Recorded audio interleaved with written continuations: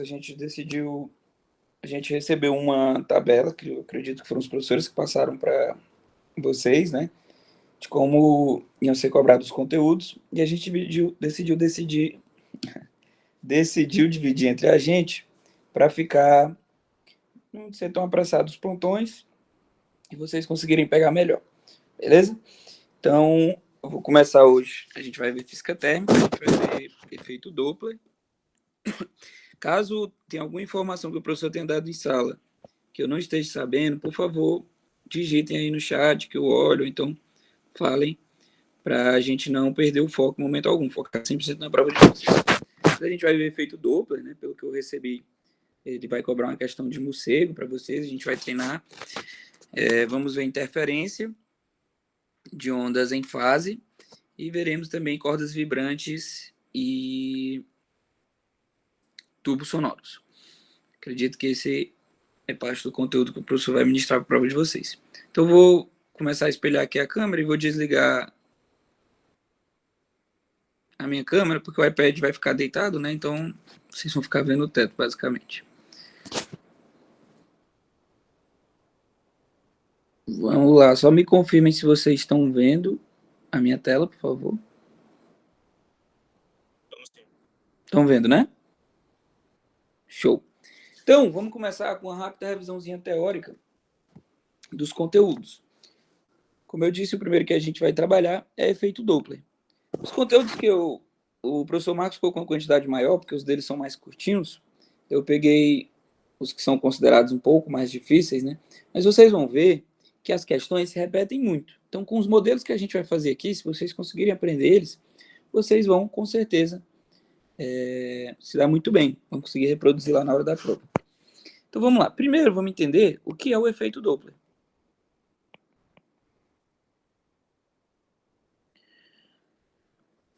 Na aula de amanhã, com o professor Marcos, vocês vão ver vários fenômenos, né? Reflexão, refração, polarização. E vocês vão perceber que a frequência é uma coisa que nunca muda. Por quê? Porque a frequência ela depende apenas da fonte. Então, para eu mudar a frequência, só depende se a fonte quiser, né? Por isso que na refração vai mudar a velocidade, vai mudar o comprimento de onda, mas não muda a frequência. Beleza? A frequência sempre se mantém. No efeito Doppler, no entanto, a gente vai ter uma mudança aparente da frequência. Tá? Cuidado com isso. A frequência em si nunca muda, mas no efeito Doppler, a frequência que vai ser percebida pode mudar. Então, é uma mudança aparente. Caso o professor coloque lá alguma coisa sobre alguma questão de VUF, né, que parece que ele vai cobrar, então cuidado com isso. Não muda realmente, tá? Na prática se mantém a mesma, mas a percepção é diferente. Vamos entender o porquê que isso acontece. Então, vamos imaginar aqui, ó. Vou me desenhar aqui e vamos imaginar que eu estou falando, né? Vou falar A, B e C, 3 letras. Quando eu falo, o som, ele se propaga em todas as direções ao mesmo tempo. Então, ele vai formar meio que uma esfera ao meu redor. Beleza? Então, vou representar essa esfera. A primeira coisa que eu vou representar é a letra A.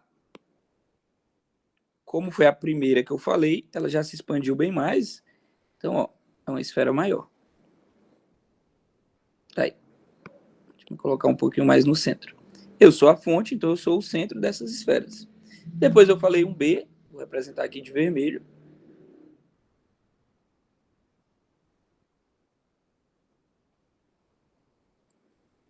A circunferência não está ficando tão boa, mas tudo bem. Deixa eu melhorar um pouquinho aqui. Pronto. E por último, eu falei um C, que eu vou representar aqui de azul. Tá aí. Percebam que essas 3 circunferências elas são concêntricas, porque elas estão vindo da mesma fonte, né? Que no caso sou eu e eu estou parado. Então, uma pessoa que está aqui, nessa posição, ela vai escutar A, B, C, nessa frequência. Chega o A, chega o B, chega o C. Uma pessoa que está nessa outra posição, escuta o mesmo A, B, C. Elas vão chegar em tempos iguais. Eles vão perceber a frequência real do que eu estou falando, né, que a fonte está transmitindo. Agora, se eu, que sou a fonte, começo a me mover, Olha como isso vai mudar. Então, digamos que eu estou aqui, e aí eu falei o A. Como a gente já viu, né, eu vou ter uma esfera que vai representar essa onda se propagando. Aí. Pronto. Agora, eu vou sair dessa posição, porque eu estou em movimento, eu estou me movendo, e eu vou falar o B, eu já vou estar em outra posição. Então, eu vou estar aqui quando eu falar o B. E aí, ele vai se propagar como uma esfera. Aí. E aí, eu continuo me movendo, né, na mesma direção, vindo aqui da esquerda para a direita, e vou falar o C. Está aqui. Quando eu falo, novamente, está aqui a esfera.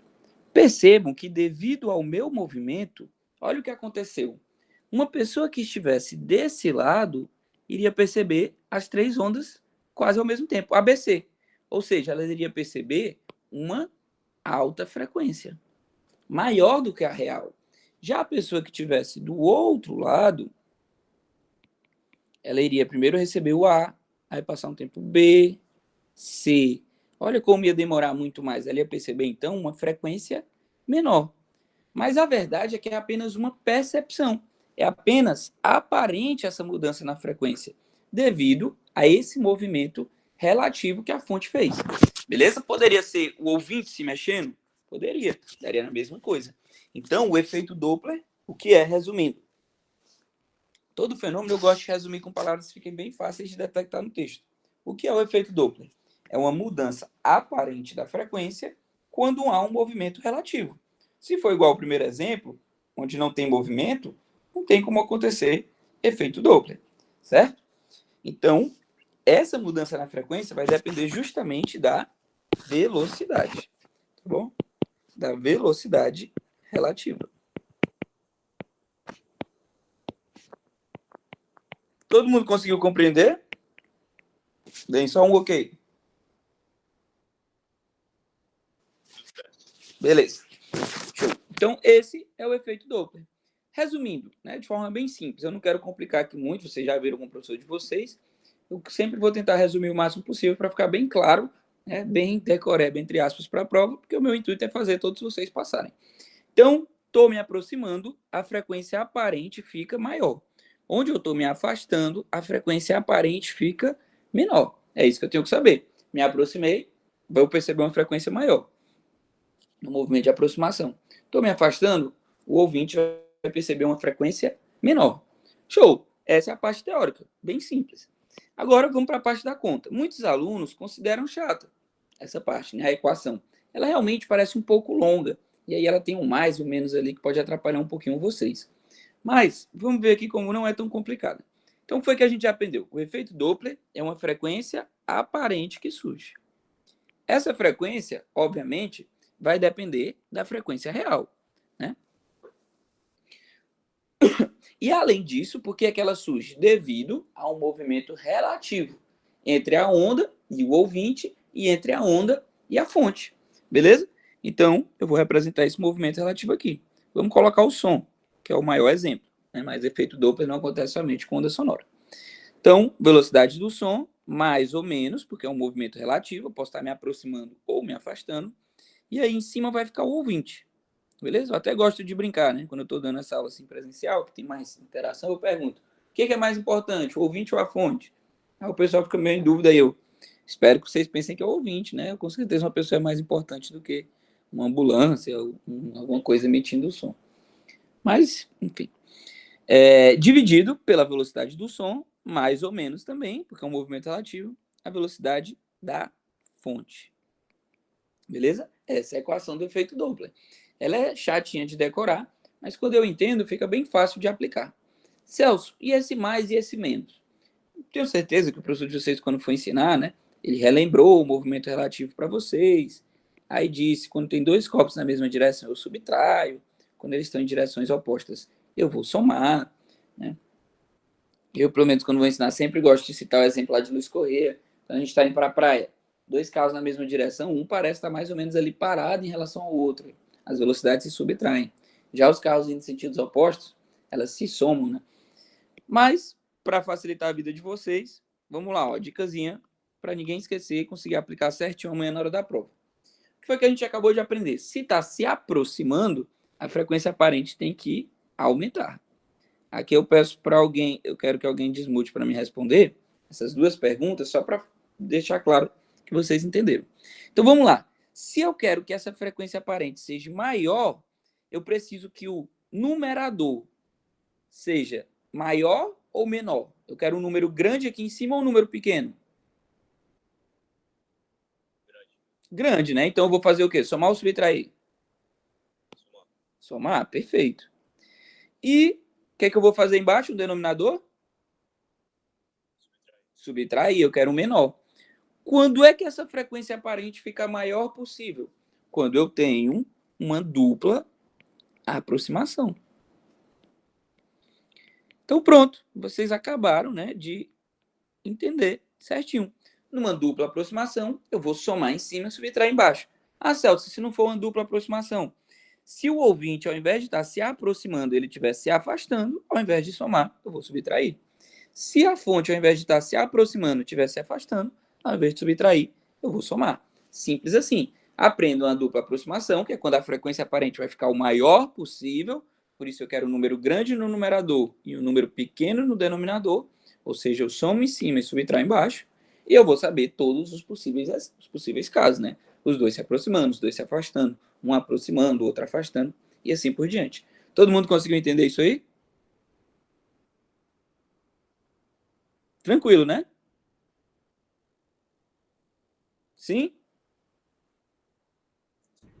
Show. Então vamos para uma questão.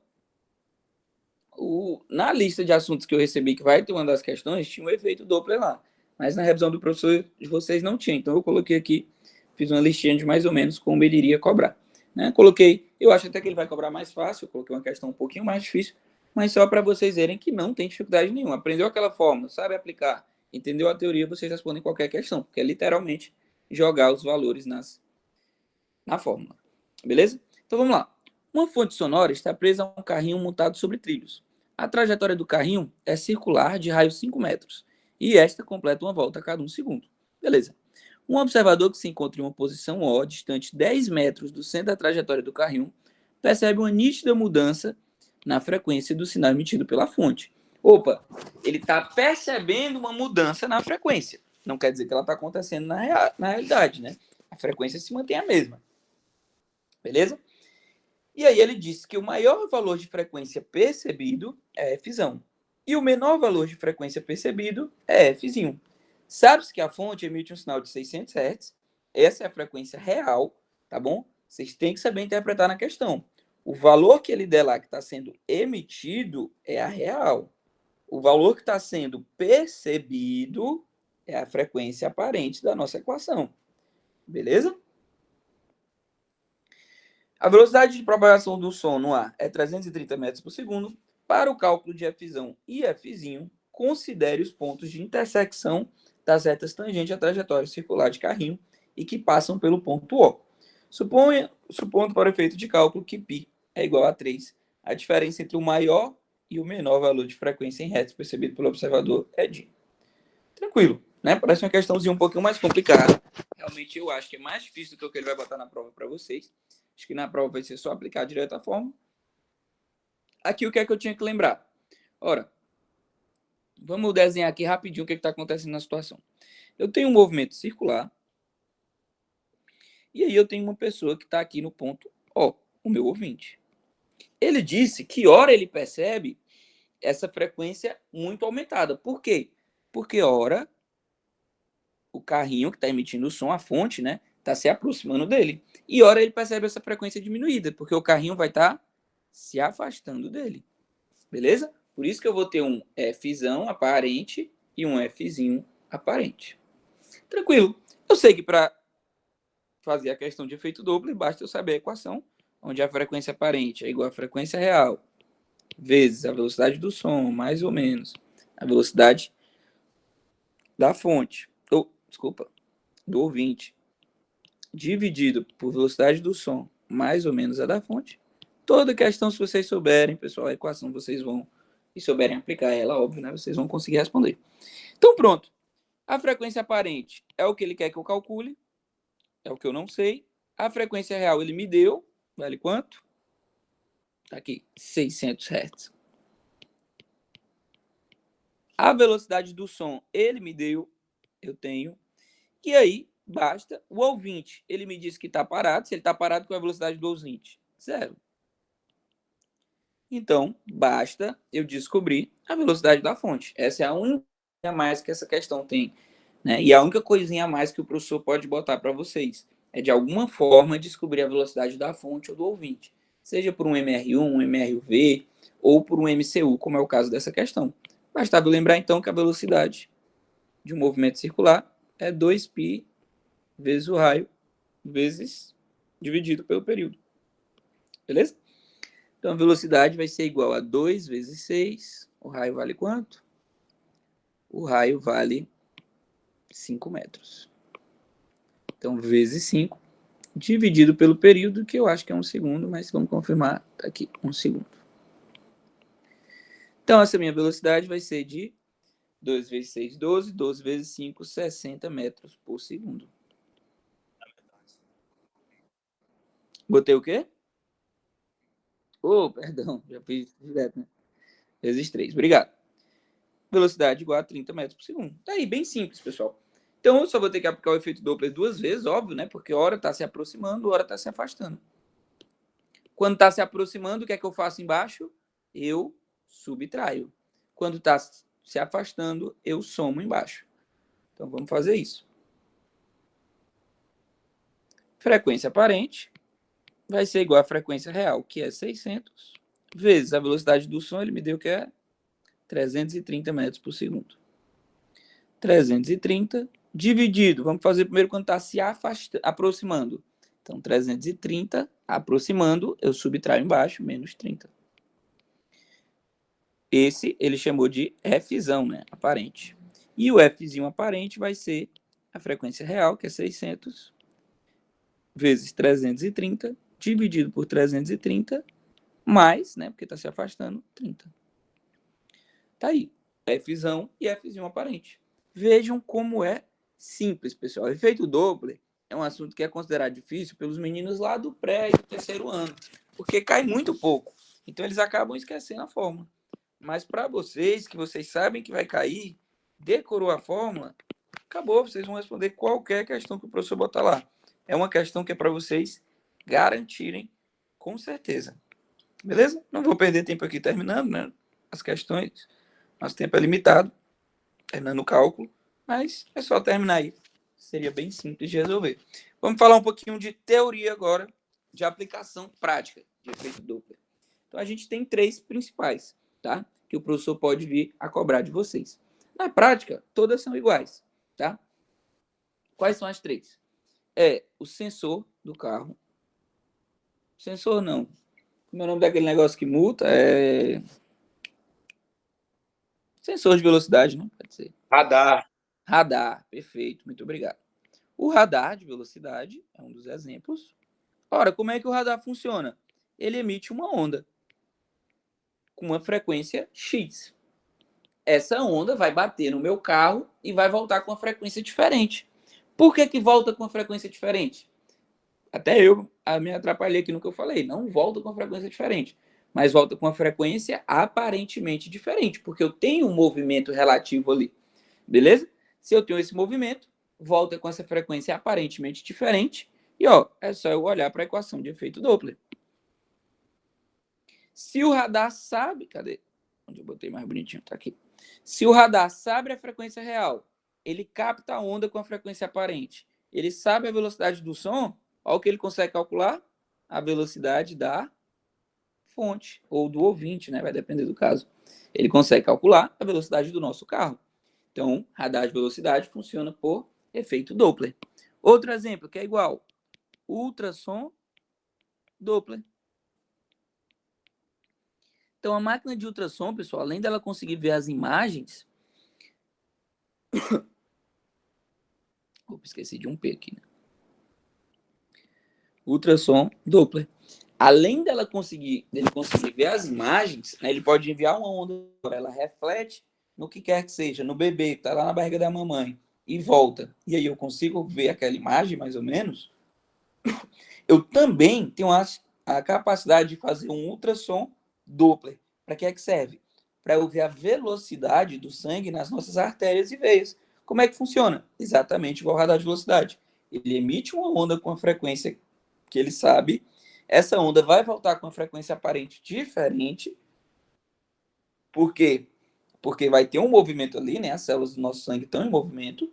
E aí, sabendo a frequência real, recebendo a frequência aparente diferente, ele consegue calcular a velocidade do sangue. E ele sabe se o nosso sangue está muito rápido, né? Está muito fino, ou ele está muito lento, está mais viscoso.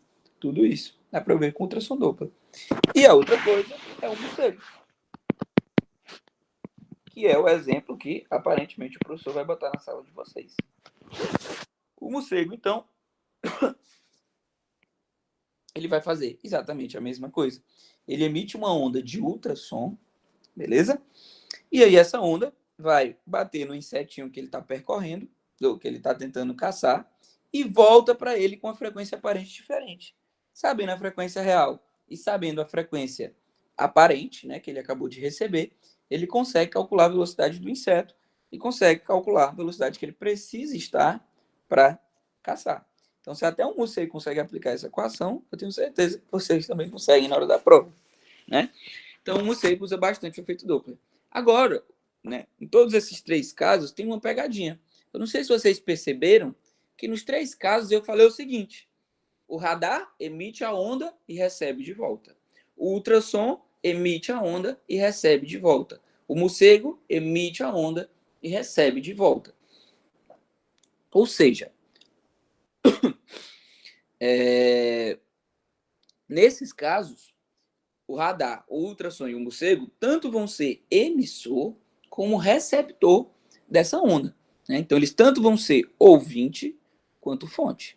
Celso, quer dizer que eu posso aplicar, digamos que o meu morceguinho está lá a 10 metros por segundo, eu posso aplicar 10 metros por segundo no ouvinte e na fonte, já que ele é os dois? Na prática, a gente pode. E vocês vão fazer isso para facilitar a vida de vocês. Mas na teoria, tá errado fazer isso. O correto realmente seria aplicar efeito Doppler duas vezes. Vamos entender aqui. Então, digamos que eu tenho um morceguinho aqui, não sei desenhar direito, se vocês próximo ano, terceiro ano vão ver, né? Meus desenhos são péssimos. Mas está aqui o morcego.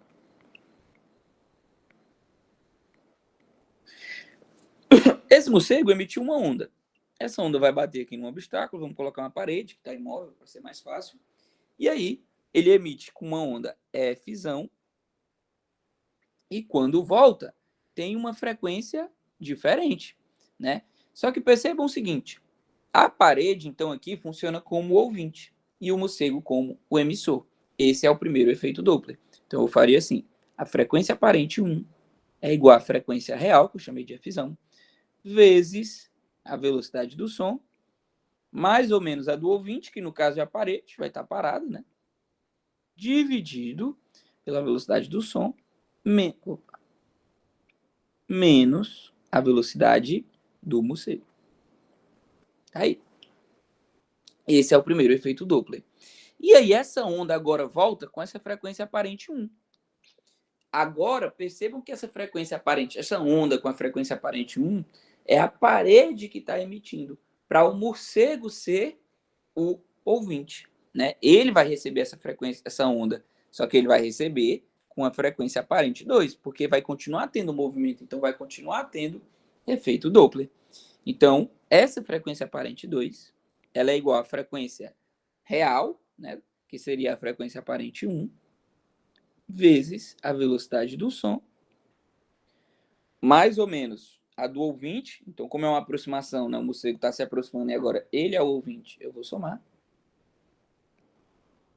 dividido pela velocidade do som, mais ou menos a da fonte, que é a parede. Então, ela está parada.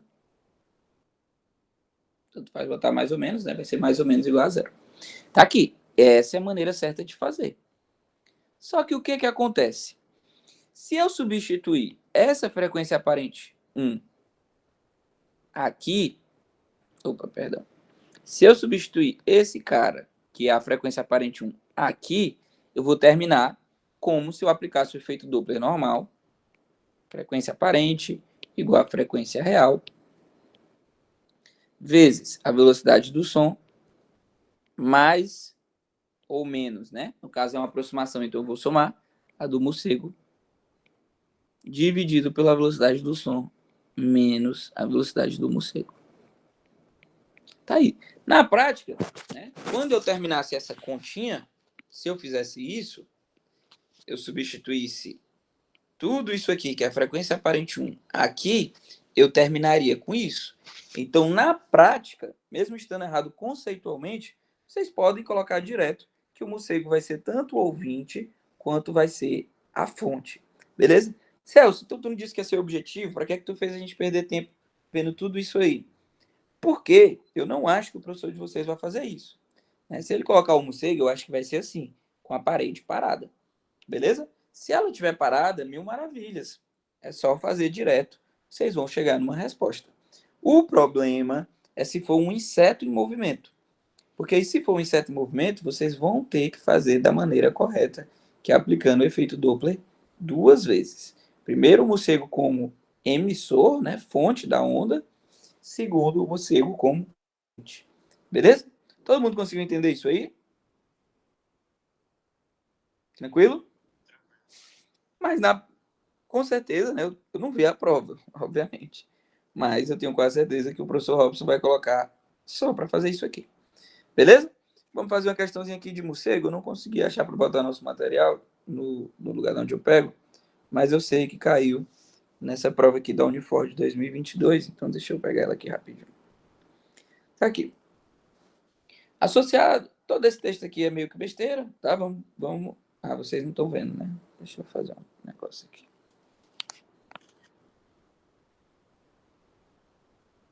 Tirar um print e jogar lá para onde eu consigo escrever.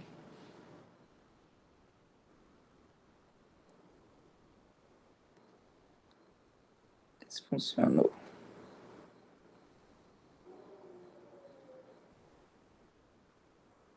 Pronto, tá aqui. Então, como eu estava dizendo, essa parte aqui é bobagem, tá? Então vamos lá. Os morcegos usam o som como comunicação e detecção de objetos. É possível que Leonardo da Vinci só tenha observado em seus estudos sobre o sonar. Se um morcego está voando com velocidade de 6 metros por segundo, o sonar funciona muito parecido com o radar, né, pessoal? Então, também usa efeito Doppler, tá? Quando ele quiser saber velocidade. Quando quiser saber distância dos objetos, usa mais reflexão. Mas isso aí vocês vão ver amanhã com o professor Marcos. Se um morcego está voando com a velocidade de 6 metros por segundo perpendicular a um muro, ó, vejam que ele colocou um objetozinho parado, emitindo um ultrassom cuja frequência é 4,5, opa, emitindo, então é a real, tá? 4,5 vezes 10 a 4 Hz.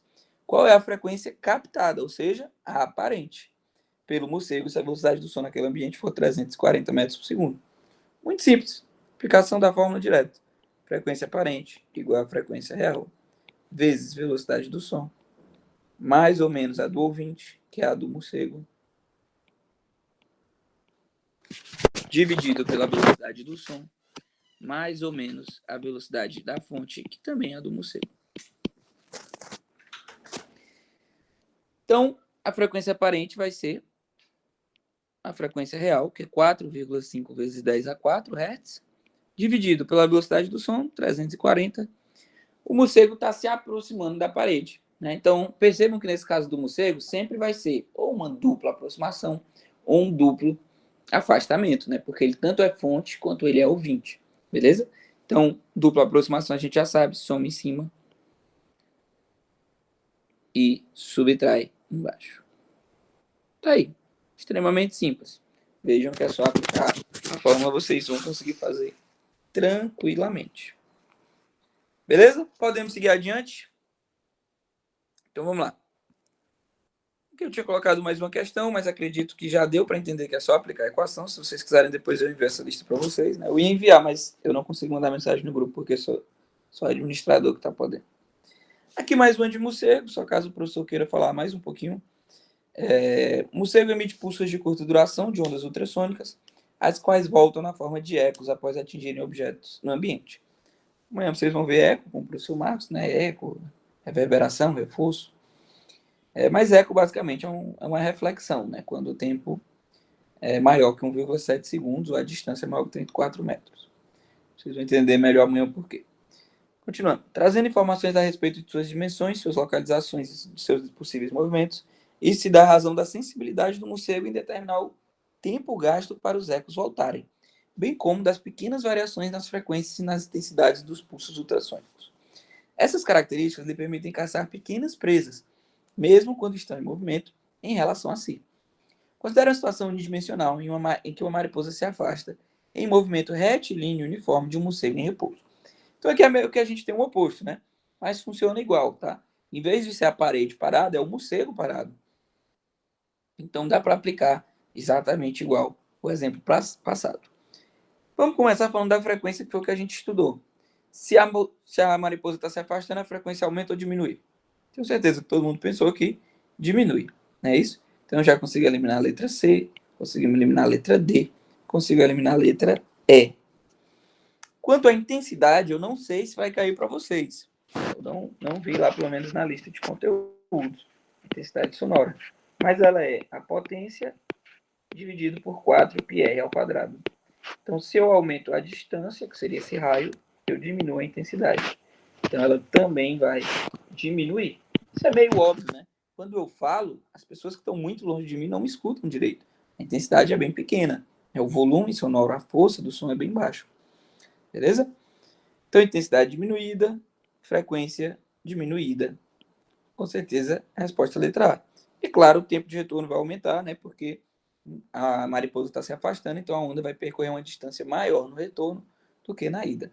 Resposta, letra A. Beleza? Pessoal, essa quarta questão aqui também, eu vi que o professor ia colocar uma questão mais teórica. Então, essa questão aqui só para vocês não se atrapalharem, tá? De forma bem simples, para a gente não perder tempo. Quando o carro de Fórmula 1 está se aproximando, a gente escuta aquele barulho bem fininho, né? Eu não vou tentar fazer aqui porque eu não passar vergonha, né? Mas aquele barulho bem fininho. Claro que aquilo não é o barulho do carro, ali é uma aplicação do efeito Doppler, né? Um barulho fino, agudo, a gente sabe que na verdade é um som alto, de alta frequência, beleza? Então, por que a gente escuta aquele barulho fininho? Devido ao efeito Doppler. O carro está se aproximando de mim, a frequência aumenta e solta aquele som agudo. Então, no caso aqui, ó, o diretor da prova, ele vai ouvir esse som agudo, um som de frequência maior.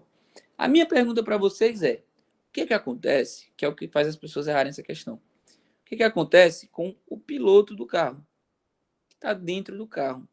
Ele vai perceber uma frequência A maior, B menor ou C igual?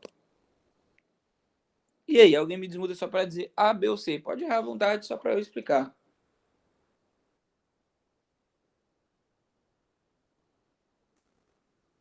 E aí? Alguém dá um chute? Bora, pessoal. Vai dar uma acordada também, que eu sei que o horário é ruim. C. C, a resposta. Mas se não está em movimento, Celso, olhem o que eu falei. Não é movimento relativo. Se o cara está dentro do carro, ele tem a mesma velocidade do carro. Ou seja, ele está parado em relação ao carro. Então, ele ouve uma frequência igual à real. Eu nem tinha explicado bem a alternativa C, né? Então, ele escuta uma frequência igual à real. Beleza? Por quê? Porque está parado. Quando está parado, não tem efeito Doppler. Tranquilo? Então, aqui a gente encerra efeito Doppler. Última observaçãozinha, né? Caso o professor de vocês queira colocar uma coisinha mais interessante, efeito Doppler não acontece somente com ondas sonoras, ele também pode acontecer com ondas eletromagnéticas, como as cores, por exemplo. Então, uma estrela que está se aproximando de mim, eu tendo a ver ela aproximando, sobe frequência, então eu tendo a ver ela com frequências maiores, que seria o azul, o anil, o violeta. Uma estrela se afastando de mim, eu tendo a ver ela com frequências menores, então eu veria ela mais na cor vermelha, amarelada. Beleza? Tranquilo. Vamos ao nosso próximo assunto. O nosso próximo assunto é interferência. Todo mundo me confirma que o professor... Todo mundo não, né? Alguém me confirma que vai cair certinho? Vai, né? Show de bola. Interferência é muito simples. É outro assunto que, se você souber a equação e souber aplicar, você consegue resolver qualquer questão. A aplicação é bem direta. Beleza? Então vamos lá. Então vamos lá. O que atrapalha muitas vezes os alunos? Esse desenhozinho aqui, ó. As ondas se encontram, aí eu tenho a interferência, né? Que eu tinha uma amplitude A, aqui eu tenho outra amplitude A, e aí essa amplitude se torna 2A. Aí depois as ondas seguem o caminho delas bonitinho.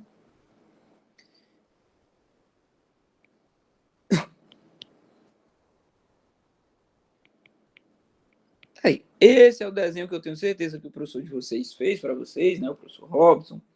Aí depois ele fez em oposição de fase, aí disse que isso aqui era interferência construtiva, e quando ele fizer isso em oposição de fase era destrutiva. E por que isso atrapalha os alunos? Pessoal, quando a gente faz esse desenho, é para mostrar para vocês uma coisa muito básica. A interferência, acredito que o professor Marcos vai falar amanhã, interferência e difração são os únicos dois fenômenos que são exclusivamente ondulatórios, né? Não sei se vocês já ouviram falar, teve até aquela brigazinha de Newton com Huygens, vários cientistas da época, onde parte dizia que a luz era uma onda e outra parte dizia que a luz era um corpo, né? E aí a luz finalmente foi provada como onda na época, porque hoje a gente sabe que ela não é só onda, mas na época, quem venceu a discussão? Quem dizia que era uma onda? Devido a um experimento chamado experimento de Young, onde ele mostrou que a luz podia difratar, e eu não vou entrar muito em detalhes, o professor Marcos vai falar disso com vocês, e também sofria interferência. E por que interferência é um fenômeno puramente, exclusivamente ondulatório? Porque caso uma onda carregasse massa, olha o que está acontecendo aqui, pessoal. Dois pulsos se encontrando. Se aqui tivesse massa sendo carregada, o que aconteceu? O que acontece quando dois corpos se encontram? Uma colisão, né? Onde geralmente eu tenho dissipação de energia se não for perfeitamente elástica. A energia não iria se somar como está acontecendo aqui, né? Dando um pulso maior de duas vezes a amplitude dos outros dois, e muito menos depois as ondas seguiriam o caminho delas normalmente, como está acontecendo aqui. Beleza? Então, interferência é exclusivamente ondulatório, porque dois corpos não tem como ter interferência, tem como ter colisão. Beleza?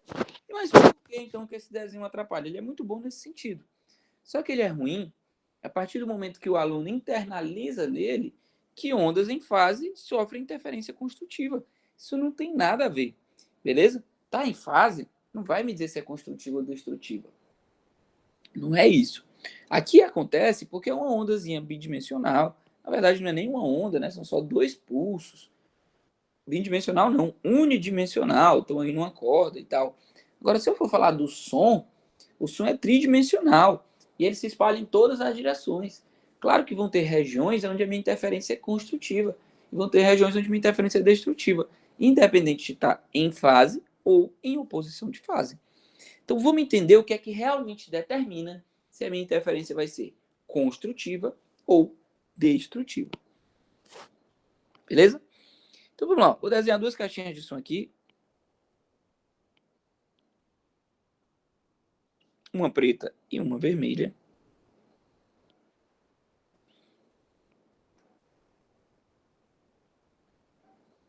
Tá aqui. Eu quero que vocês imaginem que tá uma bem em cima da outra, ou seja, essas duas ondas estão se encontrando. Beleza? Obviamente elas estão em fase, né? Ambas começam com cristas, ó, começa para cima, então elas estão em fase. E aí elas estão se encontrando. E nesse encontro, qual tipo de interferência eu vou ter? Vai ser uma interferência construtiva, é bem simples de ver. Eu tenho crista com crista, vale com vale, crista com crista, vale com vale, crista com crista, vale com vale, e assim por diante. Então vai ser uma interferência construtiva. Beleza? O que é que acontece se eu pegar as mesmas caixas de som e eu mover a caixinha vermelha? Aqui eu precisava da participação de vocês, né? Mas como hoje vocês estão cansados aí, estão meio tímidos, eu vou responder todas as perguntas. Mas vamos lá. Vou pegar a caixinha vermelha e vou mover ela um pouquinho para frente. Respondam na cabeça de vocês as perguntas, tá bom? Então aqui, vou desenhar a onda. Tá em fase ainda? Quando eu dou essa aula presencialmente, muitos alunos respondem que não. Mas ela ainda está em fase, ó. Ambas começam com cristas. Então elas estão em fase. Mas que tipo de interferência eu vou ter? Eu eu vou ter aqui uma interferência destrutiva. Enquanto aqui em cima era construtiva, aqui embaixo se tornou destrutiva. Porque eu tenho crista com, vale com crista, crista com vale, vale com crista. Então vai ser uma interferência destrutiva. Percebam que eu não mudei a fase, continuo em fase. O que eu mudei foi a distância que essas ondas percorrem. Aqui elas percorriam exatamente a mesma distância. Aqui não. A preta percorre uma distância maior do que a vermelha. Beleza? Que percorre uma distância menor.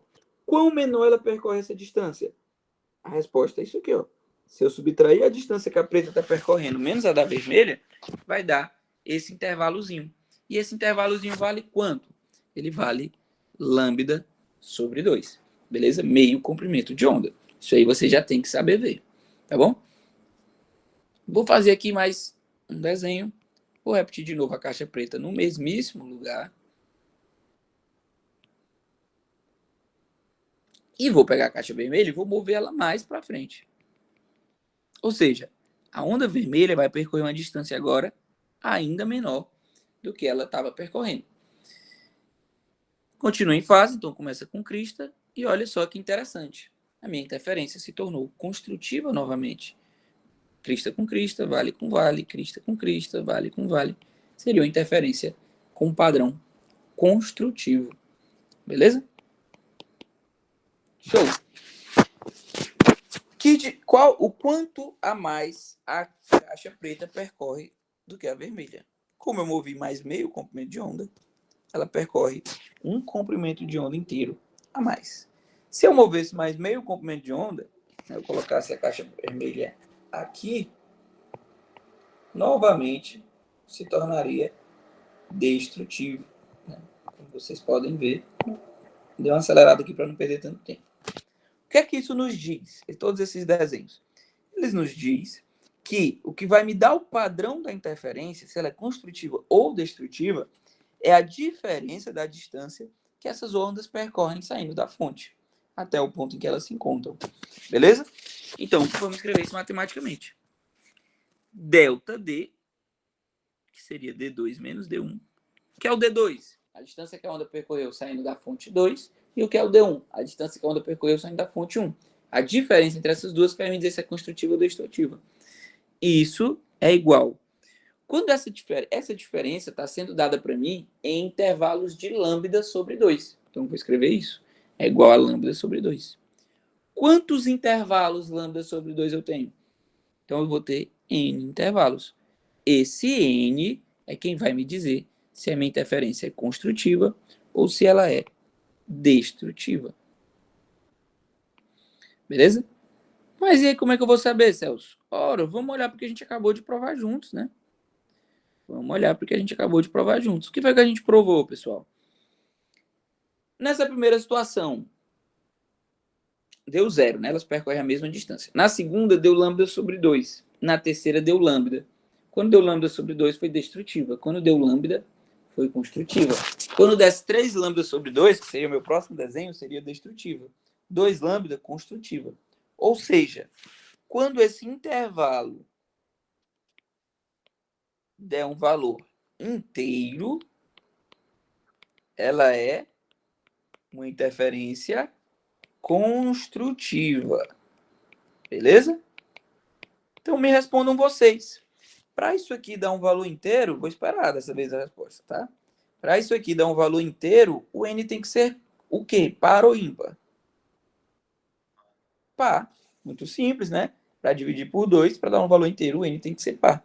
Então, quando o n é par, a interferência é construtiva. Quando o n for ímpar, a interferência é destrutiva, ou seja, der o intervalo quebrado de comprimentos de onda. Beleza? Lambda sobre 2, 3 lambda sobre 2, 5 lambda sobre 2, 7 lambda sobre 2, e assim por diante. Esse n pode assumir qualquer valor, porque é óbvio, né? Imagina, eu tenho duas fontes emitindo ondas. As duas são iguais, então vou emitir ondas em fase.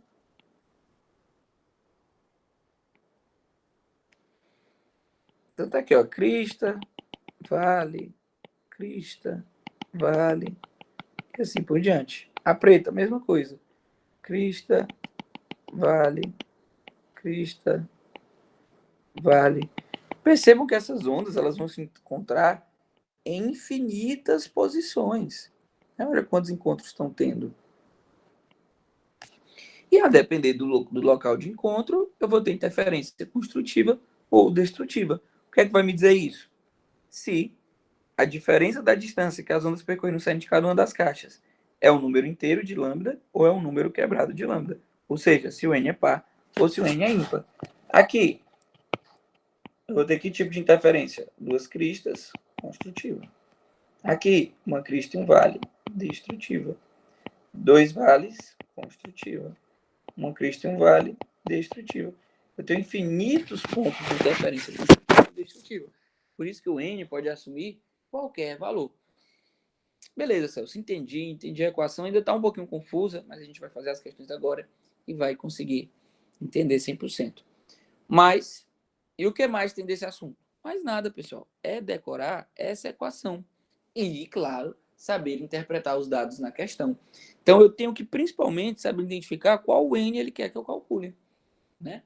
Se ele me diz assim, ora, quando eu estava na mesma posição, eu estava ouvindo um som muito forte, muito forte. E aí, uma das caixas de som mudou um pouco de lugar e esse som se tornou fraco. Ora, pessoal, se era muito forte, a distância era a mesma, o n era 0. Se eu mudei só um pouquinho e ficou fraco, o n é 1. Se eu movo mais um pouquinho e fica forte de novo, o n é 2. E assim por diante. Assim a questão vai dizendo para vocês qual n vocês têm que trabalhar. Então vamos lá, eu separei duas questõezinhas. Primeiro uma mais fácil, depois uma um pouquinho mais difícil para responder com vocês. Questão de número 6. O senhor Rubinato, um músico aposentado, gosta de ouvir seus velhos discos sentado em uma poltrona.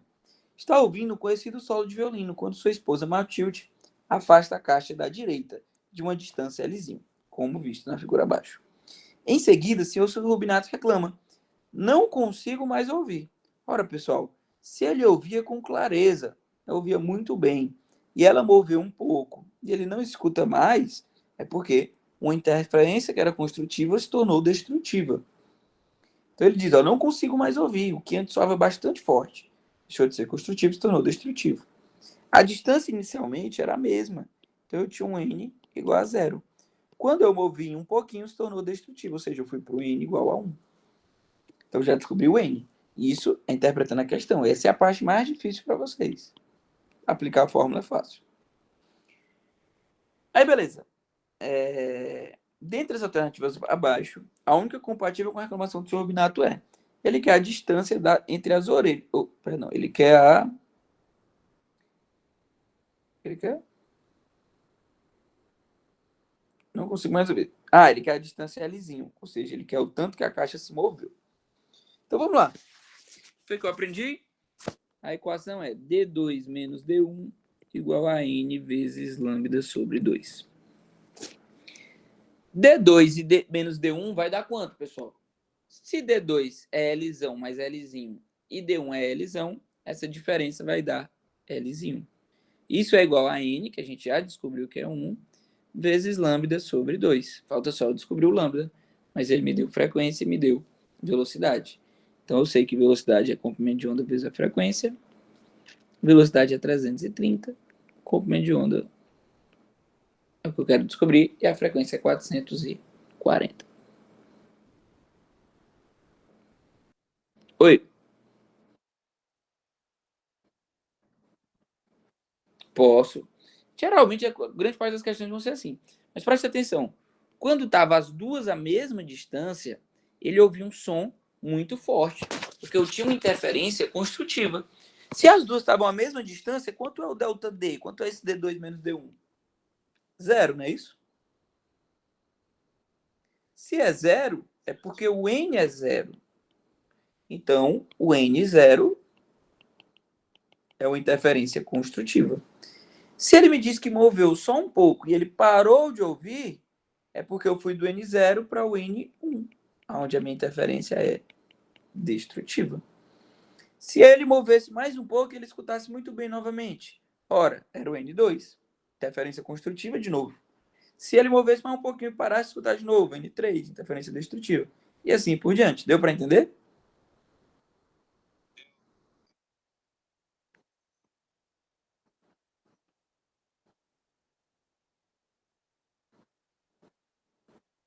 Isso. Outra coisa que ele pode falar é de linha nodal. Linha nodal significa os pontos onde eu tenho interferência destrutiva. Então, se ele diz assim, primeira linha nodal é o n igual a 1. Segunda linha nodal é o n igual a 3. Beleza? E aí o meu comprimento de onda, então, vai ser 3 quartos, né? Vai dar 0,75 metros. Basta terminar a continha, vai dar 0,3875, aproximadamente aí 38 centímetros. Simples assim, pessoal. Interferência igual efeito Doppler. É só aplicar a fórmula. Você só tem que praticar um pouquinho, fazer algumas questões. Tá bom? Então vamos lá. Essa questão aqui, para a gente não perder muito tempo, que a gente ainda tem que ver corda vibrante e tubo sonoro, vamos ignorar aqui esse texto. Eu vou explicar mais ou menos para vocês o que aconteceu. Ele disse que eu tenho aqui uma fonte. E essa fonte, ela emite um som. Esse som ele se divide em dois. E aí ele se encontra aqui onde eu tenho um detector. E aí ele diz que quando essas duas distâncias têm essa artezinha móvel, que eu posso mudar a distância desse lado, mas ele diz que quando as duas eram iguais, o som era bastante forte. Quando as duas são iguais, é qual o N mesmo?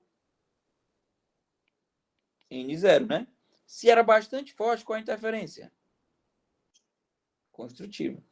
Uma dica aqui para vocês, pessoal, é que isso sempre vai acontecer nas questões de vocês. O N0 vai ser construtiva. Por quê? Porque vocês estão trabalhando com ondas em fase só. Se tivesse em oposição de fase, aí seria o oposto. Por isso que a gente tem que interpretar isso nas questões. Para vocês não precisa. Beleza? Mas N0 é construtiva. Aí ele disse que moveu um pouquinho a haste e o som que era muito forte deixou de escutar. Ó, entretanto, aumentando-se gradativamente o trajeto ADC, ou seja, esse lado, até que ele ficou mostrado na figura, a intensidade do som fica praticamente nula. Ou seja, o que era construtivo se tornou o quê? Destrutivo. Qual é o N, então, da questão? 1. Perfeito. Conseguiram a primeira interpretação. O resto é aplicar a equação.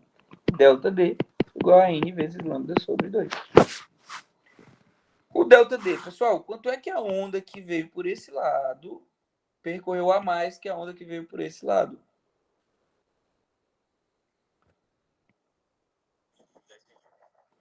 Pronto. Aqui, né, seria uma questão que eu coloquei só para vocês terem um pouquinho de atenção, porque a equação é tão fácil, você depois acaba ficando tão acostumado a fazer esse modelo de questão que você acaba se perdendo um pouco. Essa é uma questão do Enem que muita gente errou. Beleza? Por quê? Porque ela tem essa pegadinha. Né? Percebam que é 40 centímetros indo e mais 40 voltando. Dá 80 no total. E aqui 60 indo, mais 60 voltando. 30 indo, desculpa, mais 30 voltando. Que dá 60. Então, na verdade, o ΔD é 20 centímetros. Beleza? Seria 80 menos 60. Igual ao N, que é 1 vezes lambda sobre 2. Então, o meu lambda é 0,4 metros. Aí, terminei a questão. Vejam como é simples as questões de interferência. É só aplicar a equação. Eu sei que, né, se eu chegar ali no terceiro ano, para onde eu dou aula, e perguntar, interferência é um assunto fácil? Não é. Porque é uma equação simples, mas que você tem que estar afiado ali para aplicar ela. Você pode acabar se atrapalhando, se confundindo. Mas, de novo, para vocês, se vocês fizerem 10 questões de interferência, eu garanto com certeza que vocês não erram a que vai cair na prova. Mesma coisa com o efeito duplo. Se fizer 10 ali amanhã, eu garanto que vocês não erram, porque são assuntos que é só saber a equação e aplicar. Beleza? Tudo tranquilo? Podemos seguir? Alguém me disse antes de eu dar o conteúdo aqui se o professor deu essa equação para vocês ou não, a equação de Taylor. Deu, né? Velocidade da onda na corda. Mas ele deu para essa recuperação, né? Não, eu sei, mas tipo, ele falou que vai cair nessa recuperação. Vamos ver de qualquer forma, né? Ah, show. Então vamos lá. Pessoal, vou dar aqui os três ao mesmo tempo. Vocês vão ver que, mais uma vez, vou até bem parecer repetitivo, mas é porque é verdade. Esses três assuntos que eu escolhi, eu escolhi para deixar isso bem claro para vocês, para garantir realmente que vocês vão tirar uma nota boa, porque os outros são assuntos mais fáceis, né? Fração é bem de boa, reflexão, polarização, mas que exige um pouco mais de interpretação. Esses três eu escolhi justamente para ficar a aula todinha dizendo isso. Se vocês aprenderem a equação e treinarem o mínimo que seja, vocês não vão errar. Beleza? Porque é só aplicar a equação. Então vamos lá. Aqui eu tenho um tubo fechado, tá? Tubo fechado é fechado somente de um lado. Aqui eu tenho um tubo aberto, que é aberto dos dois lados. E aqui eu tenho uma corda vibrante. E aí ela é fechada dos dois lados porque as cordas têm que ficar presas em algo, senão ela vai ficar flutuando. Então ela é presa, digamos, no violão, ela é presa nos braços, nos dois lados do braço do violão. Beleza? Tubo fechado, tubo aberto, corda vibrante. São todos, né, essas três coisas, elas nos remetem muito a instrumentos musicais. Flauta, órgão, violão, beleza? Tubo fechado, tubo aberto, corda vibrante. São instrumentos musicais, onde eu quero produzir um som, uma determinada frequência. Quem já tentou tocar um saxofone, até uma flauta que seja, que é mais simples, deve ter percebido que não é tão fácil, né? Não é só soprar lá que vai sair um som, muito menos um som bonito. Por quê? Porque esses três instrumentos só funcionam se eu conseguir gerar uma onda que tenha a frequência correta para gerar uma onda estacionária. Por isso que eu chamo de harmônicos. São frequências exatas que formam ondas estacionárias dentro deles e fazem com que eles funcionem. Beleza? Então eles funcionam por meio de ondas estacionárias. Tá bom? Essa é a primeira coisa. E como eu disse, não é qualquer frequência que gera uma onda estacionária. São frequências exatas. Então já botem na cabeça de vocês. Quando eu falar de qualquer um desses três, o que me interessa é a frequência que eu quero descobrir. A frequência que gera uma onda estacionária dentro deles. Tranquilo? E essa frequência é tão importante que ganhou o nome de harmônico. Harmônicos nada mais são do que frequências que geram ondas estacionárias dentro desses instrumentos. Tá bom? Então, o meu objetivo é descobrir a frequência. Eu sei, vamos começar simples, né? Eu sei que a velocidade é o comprimento de onda vezes a frequência. Comprimento de onda vezes a frequência. Então, isolando a frequência, eu sei que ela vai ser a velocidade sobre o comprimento de onda. Então, já vou escrever aqui. Essa frequência é a velocidade da onda dividido pelo comprimento de onda dela. Agora, pessoal, eu só tenho mais uma missão. A minha missão é relacionar, né, fazer aparecer nessas equações o comprimento desse tubo. Porque para cada comprimento diferente de tubo, eu vou ter diferentes frequências que formam ondas estacionárias nele. Então, o que eu quero é relacionar esse L naquela equação. Vocês vão ver que é muito simples fazer isso. Como eu vou fazer isso? Vocês vão pensar no harmônico fundamental. O harmônico fundamental é aquela maior onda possível que cabe aí dentro. Ou seja, ela é tão grande que eu não vou ver quase nada dela.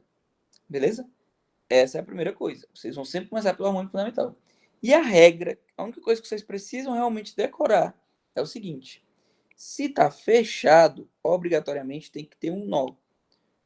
Só para relembrar, né? Acredito que vocês já lembram, por isso que eu nem cheguei a comentar. Mas uma onda estacionária, ela é formada por interferência, né? E eu tenho regiões que vão estar o tempo todo vibrando, que são cristas. Vão estar o tempo todo vibrando em amplitude máxima, por interferência construtiva. Cristas não, perdão. Cristo vale. Já lembrar o nome, esqueci rapidinho. E eu tenho regiões que vão estar o tempo todo paradas, por interferência destrutiva, as quais eu vou chamar de nós. Ah, lembrei, ventre. O ventre está o tempo todo vibrando em amplitude máxima, devido à interferência construtiva, e o nó o tempo todo vibrando o tempo todo parado, devido à interferência destrutiva. Beleza? Por isso que o nome é onda estacionária, porque se eu olhar para ela, parece que a onda não percorre a corda, não percorre o meio. Ela está ali, paradinha, vibrando sempre na mesma posição. Beleza? Por isso o nome estacionária, né? De parada. Tranquilo. O que eu observo aqui? Que a distância entre dois ventres, aqui muitos alunos se confundem, pessoal. O que eles se atrapalham? Se eu pego e saio daqui e vou até aqui, isso é um comprimento de onda, sim ou não? Alguém me diz, rapidinho? Não, né? Não é um comprimento de onda. Muitos alunos se atrapalham com isso, porque parece que eu saí da posição e voltei até a mesma. E o comprimento de onda nada mais é do que isso, né? Completar um ciclo, sair de uma posição e voltar à mesma. Mas está errado. Por que está errado? Porque o comprimento de onda é eu sair de uma posição e voltar até a mesma. Aqui eu não voltei, porque aqui a minha corda está vindo para cima e aqui ela está indo para baixo. Então, na verdade, o comprimento de onda é tudo isso aqui. Beleza? Logo, a distância entre dois ventres consecutivos vai ser lambda sobre 2. Entre dois nós consecutivos vai ser lambda sobre 2. E entre um ventre e um nó vai ser lambda sobre 4. Aí. Celso, você quer que isso me ajude? Porque eu tenho que conhecer o básico de uma onda estacionária se eu quiser trabalhar com ela, que é o que eu vou fazer em cordas vibrantes e tubos sonoros. Então, voltando. Qual era a dica que eu tinha dado? A primeira coisa, eu sempre vou começar trabalhando com o harmônico fundamental, que é o primeiro harmônico. E esse harmônico é a onda maior possível, né? Ela é tão grande que eu vejo bem pouco dela dentro do meu tubo, ou da minha corda. A segunda regra que eu vou seguir, além de pensar no harmônico fundamental, é lembrar que quando está fechado, eu obrigatoriamente tenho que ter um nó. E quando está aberto, eu obrigatoriamente tenho que ter um ventre. Então, vamos desenhar esses harmônicos fundamentais. Ora, se é o maior possível, o maior que existe, e tem que ter um ventre e um nó, vai ser um ventre e um nó consecutivos. Olha como essa onda é grandona, eu só estou vendo um pedacinho dela.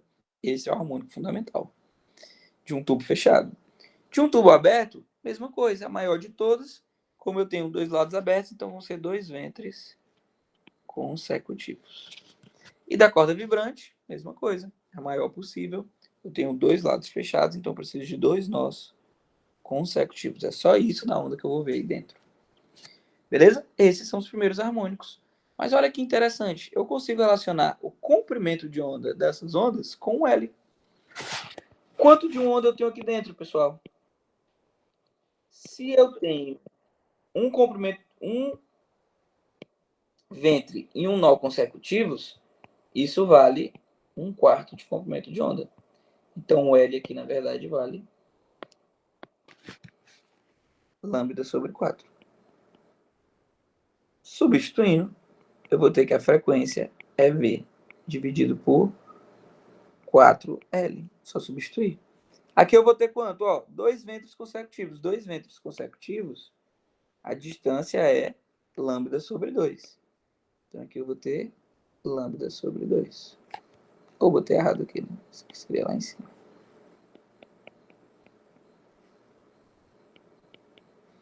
Se é lambda sobre 2, então a minha frequência vai ser V sobre 2L. E nesse último exemplo, são dois nós consecutivos. Dois nós consecutivos. A distância também é lambda sobre 2. Então tá certo. A frequência também vai ser V sobre 2L. Tá aí. Celso, mas essa só é a frequência do primeiro harmônico. E a dos outros? Olha como é fácil. A dos outros são múltiplos do primeiro. Se o primeiro é 100, o segundo vai ser 200, o terceiro vai ser 300, o quarto vai ser 400. Ou seja, basta pegar essa frequência que eu acabei de calcular e multiplicar por n.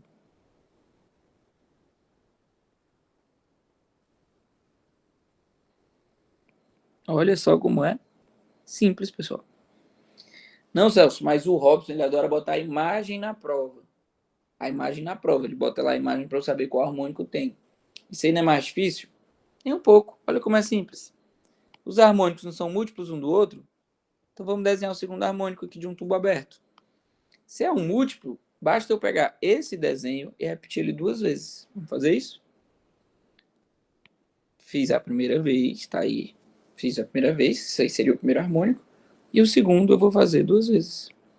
Tá aí o segundo harmônico de um tubo fechado. Ou, perdão, de um tubo aberto, né?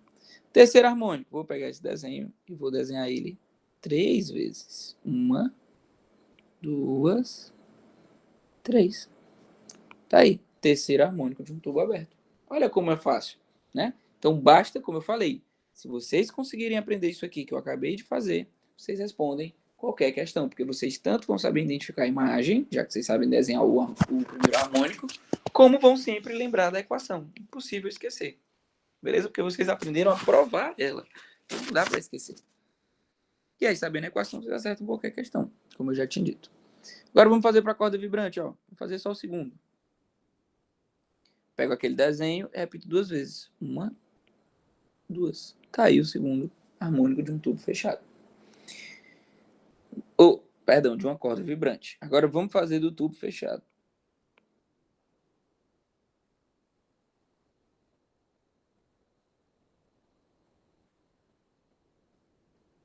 Vou pegar esse desenho e vou repetir 2 vezes. 1, 2. E aí, pessoal, tá certo isso? Alguém só me diz um não aí para eu ficar feliz. O que vocês entenderam? Exatamente. Quando tá fechado, tem que ser um nó. Então esse desenho tá errado. Opa, acabamos de provar uma coisa. Esse não era para ser o segundo harmônico do tubo fechado? Então, não existem harmônicos pares no tubo fechado. Eles não existem. Somente harmônicos ímpares. Então, tubo fechado. Opa, perdão. Então, tubo fechado. 1, 3, 5, 7, 9, 11, 13 e assim por diante. Beleza? Ó, o par não deu certo. O segundo harmônico ele não atendeu a minha regra. Vamos fazer o terceiro. Só para ver se atende. Então eu faço o desenho 1, 2, 3 vezes. Opa, agora deu certo. Ventre onde tem que estar e nó onde tem que estar. Então o terceiro harmônico existe. Como eu disse, né? Todos os ímpares vão existir, todos os pares não vão existir. No tubo fechado é a única exceção. Beleza? A corda vibrante, o que eu perguntei para vocês? O professor tinha dado aquela equação. Se ele tiver dado, é bem simples, tá, pessoal? Onde é que aquela equação vai entrar? Bem aqui no V. Por quê? A gente sabe que a velocidade de uma onda depende apenas do meio, né? Na corda, a velocidade da onda é dada por raiz da força de tração dividido pela densidade linear. Tá aí. Tração é uma força, né? É a que eu aplico na corda. E densidade linear, vocês conhecem a densidade volumétrica, né? Que é que vocês mais trabalham lá na química, que é massa sobre volume. Então, a linear é massa sobre comprimento. Só isso. E aí eu posso substituir esse V aqui. E aí eu vou ter que a frequência é igual a raiz de F sobre 2L, que é a velocidade, vezes N sobre 2L. Oh, botei errado aqui, né? Perdão. Raiz da força de tração dividido pelo μ vezes N sobre 2L. É só uma outra forma de escrever, tá bom? Mas é a mesma coisa que a gente acabou de provar. Todo mundo conseguiu compreender o assunto? Sim ou não? Então vamos fazer 2 questõezinhas para finalizar a aula. De novo, né? Eu coloquei algumas a mais aqui. Vou dar uma dica aqui para vocês, pessoal. Caso o professor de vocês, o professor Robson, queira colocar algum experimento, e existem milhares, tá? Eu não vou perder tempo aqui falando, mas algum experimento envolvendo tubos, ondas estacionárias, pensem comigo o seguinte: sempre o resultado daquele experimento ou vai estar na região de maior energia, que é o ventre, ou vai estar na região de menor energia, que é o nó. Beleza? No caso aqui, ó, eu coloquei um experimento para vocês. Questão da FUVEST 2023. Pontinhos de areia se acumulando. Onde eles vão se acumular? Onde eu tenho menos energia, nos nós. Né? Mas um exemplo que já caiu no Enem, uma manteiga derretendo dentro do micro-ondas. Onde é que ela derrete primeiro? Onde eu tenho mais energia, nos ventres. Mas isso não importa para vocês se é no nó ou no ventre. Se ele colocar lá uma questão para vocês de experimento, algum experimento envolvendo onda estacionária, os resultados ou vão estar nos ventres ou vão estar nos nós. E aí eu pergunto para vocês, qual é a distância entre dois ventres consecutivos? Lambda sobre 2. E entre dois nós consecutivos? Lambda sobre 2. Entre dois ventres é lambda sobre 2. Entre dois nós é lambda sobre 2. Então, o resultado que der no experimento, sempre o comprimento de onda vai ser 2 vezes aquilo ali. Na nossa questão aqui, ó, da FUVEST, uma questão que é para ser difícil. O resultado está aparecendo mais ou menos a cada 3,5 centímetros. Ora, não importa se é no nó e no ventre, eu sei que esses 3,5 centímetros valem lambda sobre 2. Ou seja, o meu lambda é 7 centímetros. Aproximadamente, né? Então, 6,8. Olha como é fácil. Né? Essa dicasinha ajuda muito. Existem muitos e muitos experimentos que ele pode cobrar. Então, vamos lá. A questãozinha que eu quero fazer com vocês é a questão de número 11. Como eu disse, ó, todas essas outras, a 12, a 10, a 9, a 8, vocês vão aplicar a equação, a 7, vocês vão aplicar a equação e vão responder com muita facilidade. Tá? Essa 11 aqui é uma questão também que foi do Enem e que atrapalhou muitos alunos. Por quê? Porque não basta eu saber a equação se eu não souber interpretar o que a questão quer de mim. É aí que o professor Robson pode pegar vocês. Né? O que a questão não me deu e quer que eu descubra? É a frequência? É o V? É o L? É o N? Vamos descobrir? Então vamos lá. 2 engenheiros estão verificando se uma cavidade perfurada no solo está de acordo com o planejamento de uma obra, cuja profundidade requerida é de 30 metros. O teste é feito por um dispositivo denominado oscilador de áudio de frequência variável, que permite relacionar a profundidade com valores de frequência de 2 ressonâncias consecutivas, assim como em um tubo sonoro fechado. A menor frequência de ressonância que o aparelho mediu foi de 135 Hz. Então, olha o que ele me deu, pessoal. Ele me deu o comprimento do tubo, que seria a profundidade da caverna, né? Ele me deu a frequência, ele me deu a velocidade. Vamos olhar para a equação? É um tubo fechado, então eu tenho que a frequência é a velocidade sobre 4L vezes N. Ele me deu a frequência, a velocidade e o L. O que ele não me deu foi o N, pessoal. Então é isso que eu vou descobrir. A frequência é 135, a velocidade é 360, o L é 30 metros, então 4 vezes 30 é 120, vezes o N. Divido aqui por 3, eu vou ter que o meu N é 45. Esse é o 45º harmônico. E ele quer que eu descubra o próximo valor da frequência. Ele me disse que são ressonâncias consecutivas. Então, se o meu N é 45, qual é o meu próximo N, pessoal? 47, perfeito. Por que não é 46? Porque é um tubo fechado. O tubo fechado não tem harmônico par. Então, agora, basta descobrir a frequência de quando o N for 47, ou seja, o 47º harmônico. Então, essa frequência vai ser, a velocidade não muda, é o mesmo meio, né? O comprimento do tubo também não muda, obviamente, então vai continuar 4 vezes 30, só o N agora que está mudando, que é o 47. É outra onda formando uma onda estacionária aí. 47 vezes 3, vai dar 7 vezes 3, 28, 7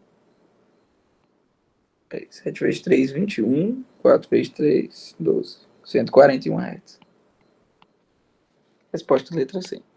Todo mundo conseguiu entender? Vocês veem que esses 3 assuntos, talvez para vocês, fossem um pouco difícil, né?